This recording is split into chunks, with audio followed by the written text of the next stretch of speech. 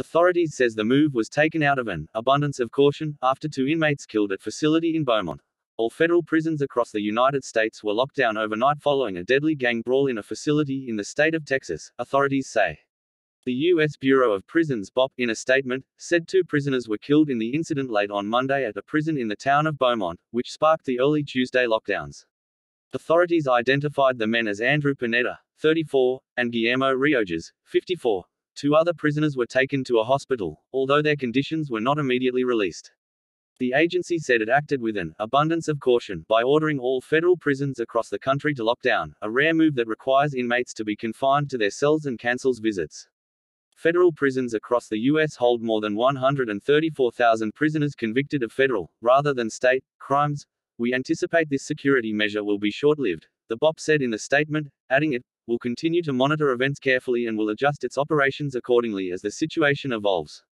Federal authorities did not immediately release details of what sparked the incident in Texas, but the Associated Press news agency and the New York Times newspaper, both citing unnamed sources, reported that members of the MS-13 gang, which has connections to El Salvador, were involved in the fighting.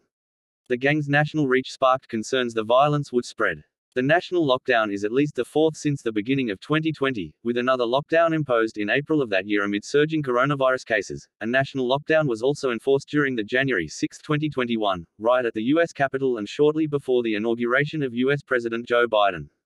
The latest lockdown follows a string of serious security issues across federal prisons and comes shortly after embattled BOP director Michael Carvajal announced he would retire amid criticism of his leadership.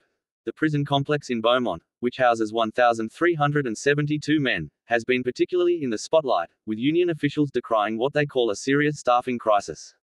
AP in June reported that security at the complex is so lax that local law enforcement officials privately joke about its open-door policy.